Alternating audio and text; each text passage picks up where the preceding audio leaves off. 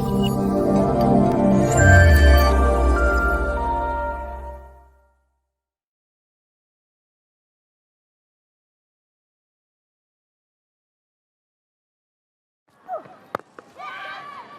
in the air and out. Well, a miscue from Pereira. Lizelle Lee with the catch. Not the most elegant of catches, but as long as the ball stays off the ground.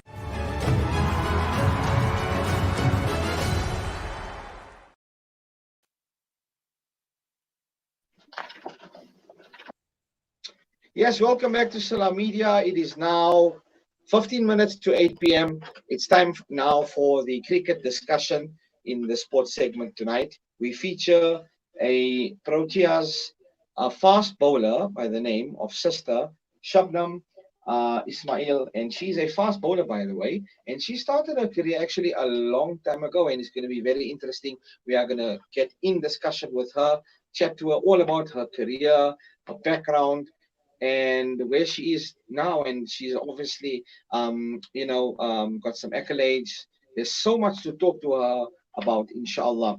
On the line, we are now going to welcome sister Shabnim Ismail. Sister Shabnim, assalamu alaikum to you. Good evening and welcome to Friday Night Live. Wa alaikum salam. Shukran for having me on air. It's only a pleasure, and thank you for taking the time. We obviously thank you because you're representing our country. Now, Sister Shabnim, I'd like to begin firstly, starting your, prior to your debut with Western Province, etc., right? Which was magnificent. In your debut season, I mean, you took 15 wickets. But as a young girl, growing up, were you always involved in cricket? I'm sure it must have been a passion for you. Where did this all stem from? Were your parents, or do you have siblings, brothers, sisters, all playing sports, or all who are cricket enthusiasts? Was that a motivation? What got you involved in cricket at such a young age? My mom was actually a very sporty person, so I think I got all my genes from her. And then also I started playing cricket in the backyard with my brothers, who helped me a lot. Obviously, it's much easier much easier getting into the women's team or women's cricket in general. Playing with the boys, it makes you much more stronger. So obviously I got all my genes from my mom, and then my brothers just helped me obviously become the stronger cricketer. Now, coming from that kind of mindset and a mentality and the passion for that, right? I want to start off firstly, Thaakir, when in our pre-interview, we were just chatting. In the first debut season, 15 wickets. I don't even think there are some males, not to compare or be sexist or anything, but there are some male cricketmen who, in their debut seasons, have taken so much wickets. Amazing, eh, Thaakir? No, it's quite interesting. Can you speak louder? You're just breaking up. I can't hear what you're saying. Okay, Shabnim, can you hear us now? I can slightly. I can't really hear exactly what you're saying. It's very soft. Okay, so it's a bit faint. All right. If you could maybe just move around, where are you sitting? Where, if you could just maybe just move to a corner, one side of your room perhaps. And on our end, I'm going to get Sadek, my studio controller, to just get the line much more clearer to the viewers and listeners. We do apologize for that. These technical glitches do happen, just like load shedding. So yeah, Okay. it's called volume mode. Okay. Can you hear me now? I can, kind of. Yes, lovely. Right. Now, talk to us about 2005, Western Province and your debut season there. Aged 17, making waves in your debut season. What was that experience like, playing amongst the different personalities, different women folk, and cricket in South Africa back at 2005 was not as how can I say, it did not have so much support from corporate, from civil society, etc. There was this stigma, And I guess women have changed it as the years have gone by. But what was it like in 2005 at the age of 17 in your debut season? Yeah, it actually came as a shock to me to be actually, when I was 16, I made the Western Cape team. And a couple of months later, actually, just before I turned actually 17, I made it into the Western Province team, which is very different to me. Starting off as a teenager, you just enjoy playing cricket. We had evolved so quickly that it actually became professional so quickly. Just before I turned 18, I made it into the South African national side. So when I started off playing, it was just playing for fun, obviously keeping fit all the time, and then it evolved so quickly that everything just hit me so quickly where it became a reality.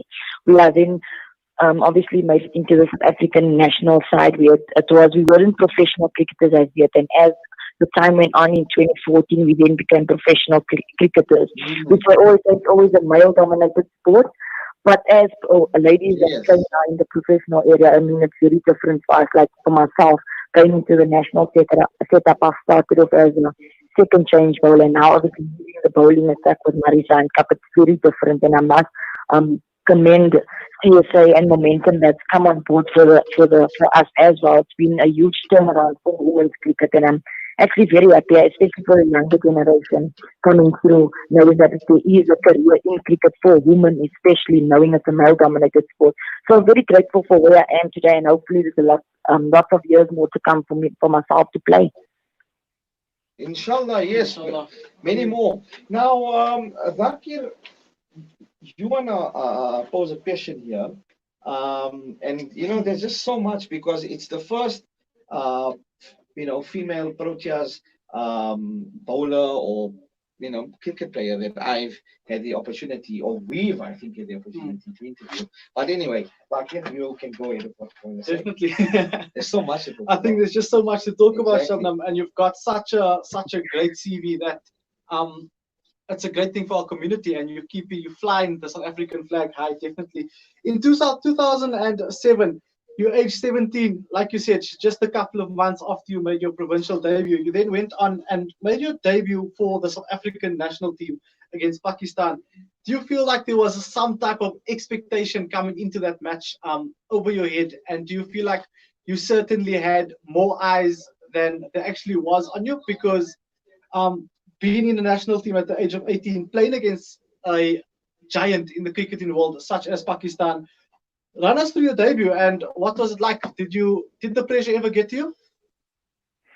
Yeah, I mean, obviously as a youngster, as I said before, you're just playing for fun and obviously making it into the South African side, where there's big players like the Ashland Killon was there, Lisa Smith was there, Sunit Lokia was there, so there was a lot of big players other than myself, and I started off actually as a second change bowler.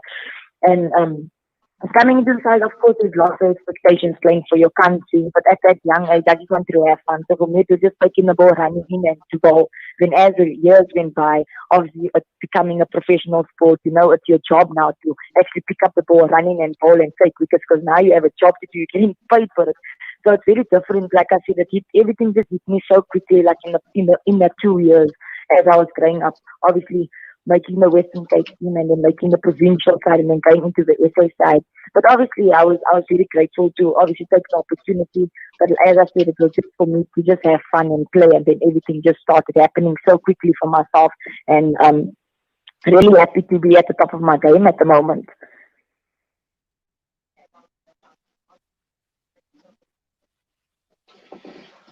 Now, Shabnim, moving on to you were named as part of the Devna Ryan 11 squad for the inaugural edition of the Women's T20 Super League in South Africa, right? What was this feeling like? I mean, you come with a wealth of experience. Did you ever think you'd obviously be where you are today? I always, when I was growing up, I actually started off playing soccer, not cricket. So I actually enjoyed playing. I enjoyed playing soccer. So when I started off playing soccer, a girl actually just walked up to me and asked me if I know how to play cricket. And then I was 16 at that time, and I used to actually play with Vernon Philander and his two brothers. We used to play actually on the cricket field. It's actually a school where it was an open ground where we used to have competitions every Saturday morning. We used to have competitions. And this girl walked up to me and she asked me, "Do you know how to play cricket?" And I told her, "Yes, I do." But I was playing soccer at the moment, and she said, "Do you want to maybe come out for trials on Saturday morning?" I said, "Yes, I'd love to." And when I went there, I was actually better than her. And I was thinking to myself, but this girl asked me, do I know how to play cricket? But I don't think she's a very good cricketer as well. Not to be arrogant or anything, but it was so funny at the time because I've only bowled one over, and on the third ball I bowled her out. So I was thinking, but I'm really good at this game. I actually want to take my cricketing career further. And that's basically how I started off playing. But just, making it into the Devon 11, I think that was one of the great series that we had for women's cricket. I mean, we always seeing the men play these series where we actually wanted the women to also have a series like that. And I think it was a well known, and it was actually a good series that we had. It was something different. And CSI also mentioned that we're looking to take this further where internationals come over and actually play. So we're hoping it happens sometime soon. You know, on that point where you mentioned, you were actually playing soccer and you started playing cricket and started bowling. The Almighty has ordained our destiny. It's just so amazing. Hey, Thaakir, the Almighty is so miraculous. Definitely. Yeah, Shabram, back to your story.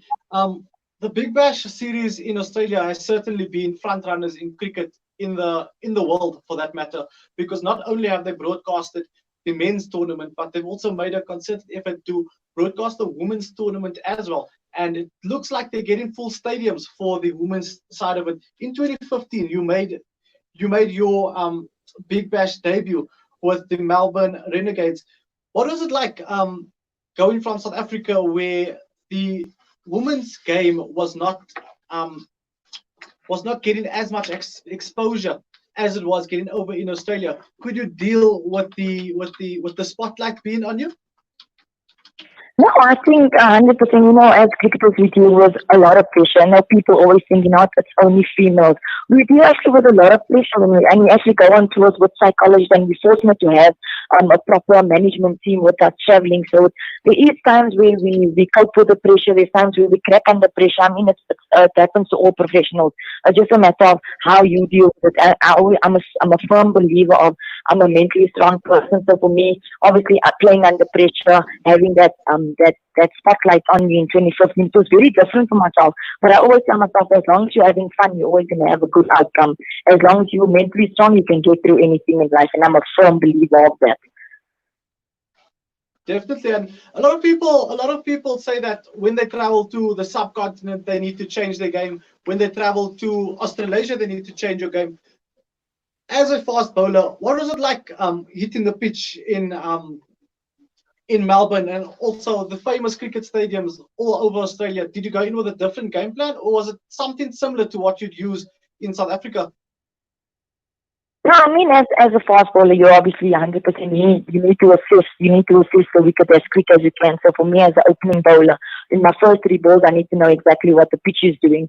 So as an opening bowler, and as the coach that coached me, Henry Williams, has been coaching me for the past 12 years and taught me how to be my own coach as well.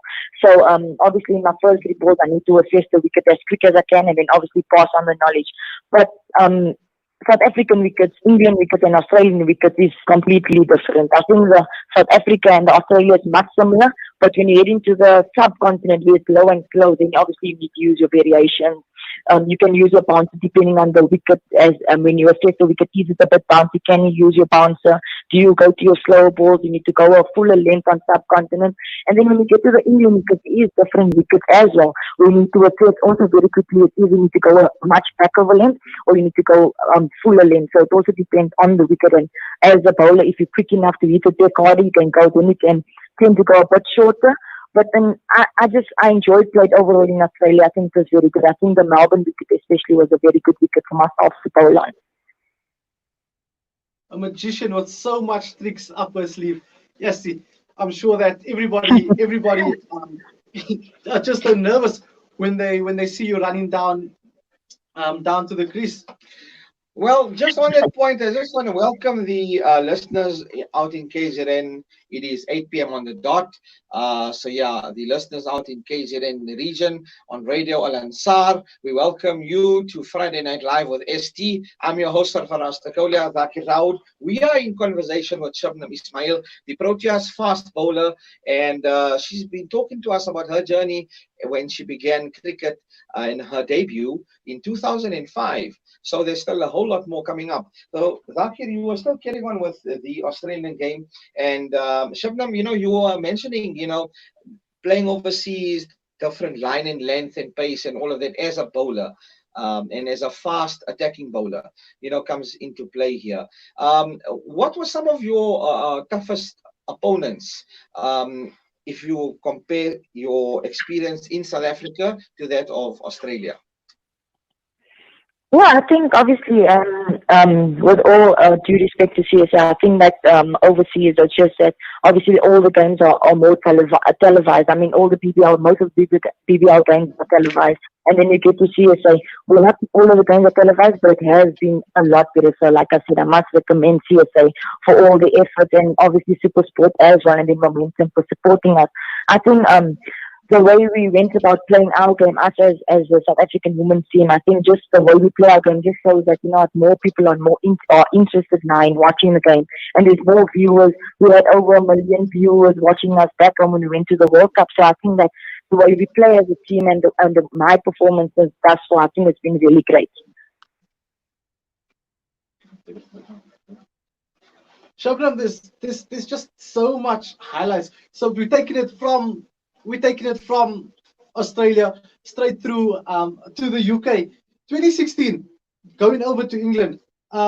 Many in South Africa admire players that obviously go over to England and play their cricket there, because a lot of the people before us that didn't get to play cricket in the apartheid era went on and played cricket over in England. Your journey in England, did you adapt to the weather? Run me through what cricket was like, in the home of cricket. Yeah, I think England's obviously one of the best places where a lot of people enjoy playing cricket. Like, I enjoy playing cricket there, but I'm not going to lie, it's nothing compared to South Africa. I'm still a home person. I still love playing in South Africa. Wanderers is my favorite stadium to play at. Although the last time I played it, the wicket was very flat. I was very angry at the groundsman because there was no bounce for me, and I was very angry. And that is what I love doing when I run into the ball. I want to hit the deck hard. I want to hit the helmet. I want to play hard cricket. But then obviously going to England, I played in the Clio Super League there as well, and I had a couple of good games as well. So overall, I love playing overseas. I love meeting new people. I love playing against the best in the world, and obviously showing your talent against the best in the world always makes you a better player. And obviously the competition that is there between us, England, Australia, West Indies, it just shows that the cricket is growing for female cricketers, and I'm really excited to see West cricket, women's cricket in general, going to go. You've obviously you've played at the home of cricket, like they like to call it. You've played in Australia, you've played in South Africa, you've played over in the subcontinent. Where have you played some of the most competitive cricket? If you have to come out on this entire globe, where have you played the most competitive cricket? I'd probably say where we went in the last World Cup when we played against Australia in that semi-final. I think I love playing in Australia. There's a lot of bounce in the wickets. And then obviously the competitions, it's always tough playing against the harder opposition, but it also makes it stronger. Whether you fail or whether you're winning, there's always positive and there's always negative to take out of the game. But it's just how you portray yourself and go out there and perform to the best of your ability. But like I said, the challenges, I'd definitely say it was in the T20 World Cup when we played, and then the England T20 World Cup as well. That was the most challenging for myself and for the team. Shabnim, you've got a very long spell with the national team and obviously cricket as a whole in South Africa.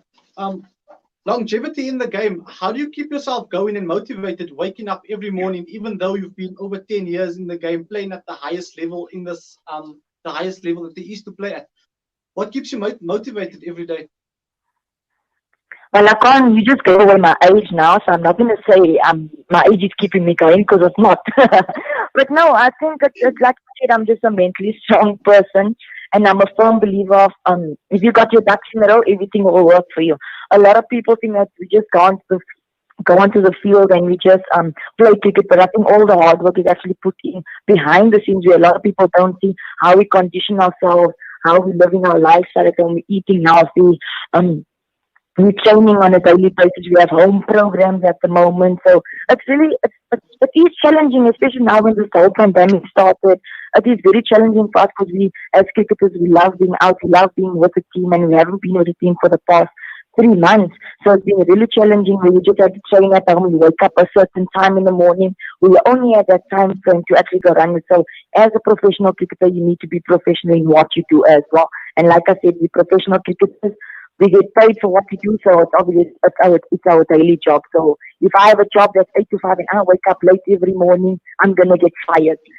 And then just luckily for us as cricketers, we can wake up at any time. Obviously, the luxury that we can wake up at any time and train. So I'm fortunate enough to obviously say, you know what, I don't see myself actually working behind the desk after cricket. So I would love to become a bowling coach after this. So inshallah, that can happen for me. Inshallah. I mean, for 1 second, I thought you were going to join us in studio. Got my hopes up for a minute. Well, inshallah, it will be an honor to have you here with us, man. Inshallah, let's see what what the future holds of this whole COVID thing. Now, Shabnam, you've played, domestic cricket.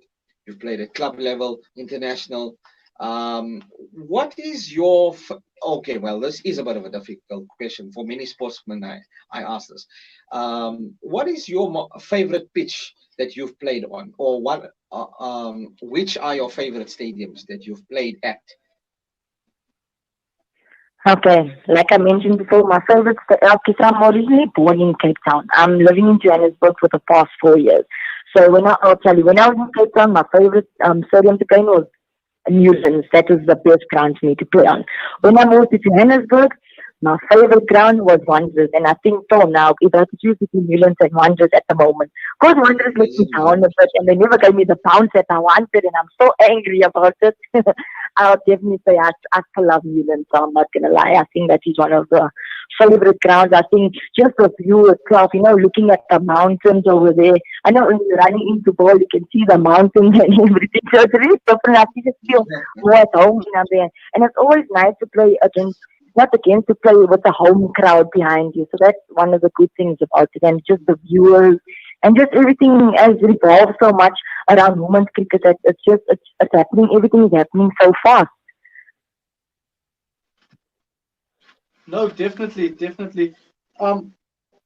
Shabnam, as we start to wrap the interview, there's currently a lot going there's currently a lot going on in our country right now.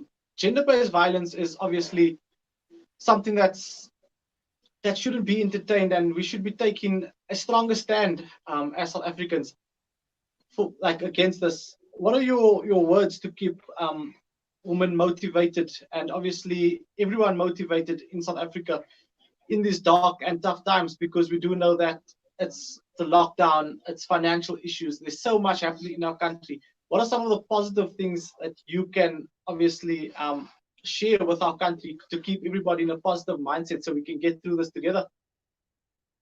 I mean, everyone's in a really tough situation. There's a lot of people that is actually losing their jobs, and our hearts and our love and our duas go out for everybody out there that's obviously losing their jobs and having a hard time at home. But I still feel that if you stay strong, that actually went through, you had the COVID, you're 66 years old, you had the virus, and all now to ours is with him, and he's a heart patient, and he actually recovered fully from that. So I'm a firm believer of if you believe in Allah, and Allah will take care of you and your family. And if you make it to us, if you don't, you will be led in the right path in life. But just for everyone out there that's listening, thank you so much, and just stay safe and stay at home. Now, Shabnam, in conclusion, right before we wrap this segment, I must ask this question. Obviously, pace-wise, you are the fastest female bowler. How do you bowl so fast? I mean, if I may, you are the equivalent of, or well, I don't want to say the equivalent, but like, the Dale Steins, the Brett Lees, the Glenn McGraths, Shoaib Akhtars. You are currently the world's fastest female bowler. How do you gain this pace and momentum? Do I really have to answer that question? No, I'm joking. So I always say dynamite comes in small packages, and I'm a strong believer of that. No, honestly, I Wow. always I was Okay. higher that's with us, and I was saying that how do I bowl so fast? But I still don't know till today. But my goal always was, my mommy can tell you this over and over, and my grandfather will tell you this over and over. That she always wanted to be the fastest bowler in the world. When we had a series against New Zealand, I watched Tawood bowl, and I went inside and I ran inside to the TV to see how quick he's bowling. And the quickest ball was 122. And I'm revving myself up because I'm telling our wicketkeeper Trisha Chetty, watch me. When I bowl now, I'm going to show you I'm faster than her. Because they always keep me telling me, no, this girl is faster than me. I'm telling guys, there's no one that's faster than me. I'm a firm believer. And I stand for it till today. I'm always going to be the fast bowler. And I will leave the legacy of clocking at least 130 before I retire. Inshallah, that clock, you know what, you must hit it unlimited, 150 kilometers. Oh, I don't even know if I'm going to handle holding the bat there, facing you there. But yeah, I can definitely face you in the studio, but we'll see on the pitch, eh? But anyway, Jazakallah khair. Shabnam, it's been an awesome chat with you, and you just change the whole dynamic from a female perspective. There are so many viewers listening and watching right now around South Africa, Africa, and all around the globe as well. And we're also broadcasting live in KZN on Radio Al Ansar. You are a means of motivation for other aspiring female, cricketers who want to get involved in the game, whether they are young, whether they are still maybe in the teenage category. What would be a means or a few words you'd like to share with them, so that they could perhaps maybe, one day live the dream? You know what? Just as you mentioned that last few words, I always stand by it. And whenever I go coach, and whenever I speak to younger players and little ones that always want to become bowlers, I always tell them, love your dream. That's one thing I stand by till today. And I think you'll see in a lot of my interviews where I say, you must live your dream, because I'm living my dream at the moment. My dream was always to open the bowling for South Africa, to be number one in the world, or to be in the top 3 in the world. And that is what I'm doing at the moment. That's why I'm living my dream. And for all the youngsters out there, you can send me a message on Instagram. I'm always willing to help wherever I can. And just for the youngsters out there, just go out there and just have fun. That's all. Have fun, and everything will fall into place. And as you mentioned, you have to enjoy what you do, and clearly I can tell by the energy you give off. I can already feel that the pace coming towards us. Eh? It's been so great chatting with you, my dear sister in Islam. May Allah accept from you, and may you prosper and reach your milestones and goals that you've set for yourself. Eh? I mean, setting the pace 150, you can go even further. Who knows? The Almighty is the best of planners. Shabnim Ismail, Jazakallah khair for your time, and all the best in your future endeavors. And inshallah, we are definitely looking forward to having you here in our studio for another discussion, inshallah. Take care. Assalamu alaikum. Wa alaikum salam. Shukran so much for having me on air. It's only a pleasure. It's only a pleasure. Thank you so much. So yes, it brings us to 8:15, and for the listeners out in KZN on 90.4 FM and 105.6 FM respectively, it is now time for an ad break. We just spoke to the fastest female bowler. Her name is Shabnim Ismail, and wow, what a fantastic personality. I really enjoyed that. What a great discussion. It's 8:15, time for an ad break. And inshallah, when we come back, we are then going to have so much more still to come. We are talking a lot of sports talk tonight. And keep it locked to Salam Media. We'll be back in a few.